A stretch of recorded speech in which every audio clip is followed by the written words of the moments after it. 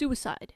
The act of taking your own life. A horrific act, but sadly a common occurrence. Every 40 seconds, someone dies from suicide. That's 1 million people per year. Maybe you've never dealt with suicide directly. Maybe someone you know has attempted or committed suicide. Perhaps you have attempted suicide. Whatever your experience with suicide is, it's very important to understand the signs of suicidal behavior. But please keep in mind that not every suicidal person will show these signs. In addition, seeing a single sign does not mean that the person is suicidal. The point of this video is for you to understand these signs and work out whether the person needs a friend or professional help. Sign number 1, suicidal talk. What do you think about suicide? Have you ever thought about killing yourself? How would you kill yourself? What do you think is the best way to commit suicide? Questions or phrases like this may suggest that a person is considering it. They talk about it because they want your opinion. In a way, they are asking for advice on committing suicide, while not openly admitting to it. This may also be a way they are screaming for help. Sign number 2,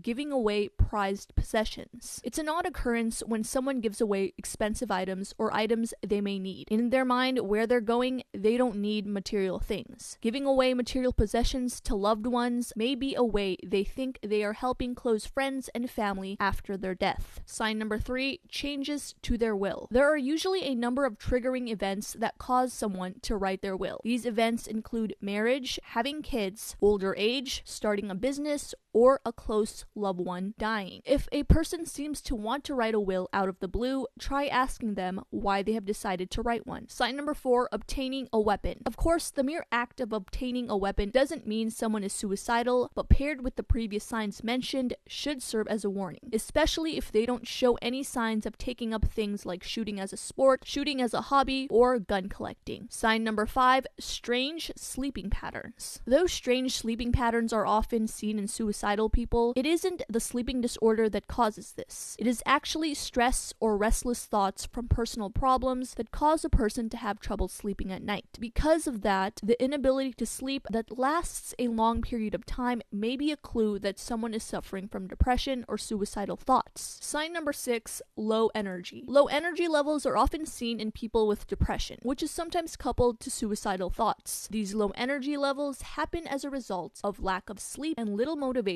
to do activities that will actually help them feel better. Sign number 7, abusing drugs or alcohol. A study by Bruce Alexander examined the theory of drug addiction on rats. Previous studies have concluded rats to be highly motivated for addictive drugs despite the obvious risks like being electrocuted or deprivation of food. Alexander challenged that notion by conducting a study of his own. He would put the rats in cages where they were free to do activities and interact with other rats. In past studies, the rats were in cages alone, often with nothing to do but the addictive drug. In Alexander's study, he found the rats to rarely take the drug. The same implications can be made for humans. When humans don't feel connected to anyone, they may turn to drugs and alcohol as a form of escape. Another reason may be because they think the drug will give them enough willpower to commit suicide. Sign number 8, low motivation for social life. People who want to commit suicide often drop out of their social lives. Depressed and suicidal people often do not feel connected to others around them. As a result, they may end up dropping existing friends or family because they don't feel good enough for them. They may also see socializing as a distant, unimportant thing. Sign number 9, not participating in activities they love. Seen in depression as well, suicidal people find no interest in activities they love anymore. Nothing seems to matter and their interest is diminished. Sign number 10, self-harm. Self-harm is one of the biggest signs that someone might be suicidal. Examples of this include cutting, burning, and poisoning oneself. In a sense, it's a way that suicidal people test the waters to see if they actually have what it takes to commit suicide. Former self-harmers often say that the physical pain helps them escape the emotional one. Sign number 10, risky behavior. Studies have shown that suicidal people tend to take more risks. Look out for signs such as driving recklessly or picking fights. Sign number 11, emotional outbursts. Look for unexplained emotional reactions to certain things people have said in their presence. It might make no sense to you why these words are triggering such an emotional response, but it could be words that remind them of a traumatic event in their life. Sign number 12, body language. This is a very general sign, but paired with the previous signs could be a good clue of depression and suicidal thoughts. Look for body language such as slumped shoulders, staring at the floor, and unwillingness to make eye contact. Sign number 13, past suicide attempts. The number one and most obvious sign that someone might be suicidal is if they have a history of attempting it in the past. This is called suicidal tendencies. One thing people don't understand about depression is that it's not easily cured by a pill. A sudden stop of medication may trigger a worst wave of depression that will lead to another suicide attempt. Sign number 14, happiness and calmness. This sign is hard to spot because you may be under the impression that the person is becoming better.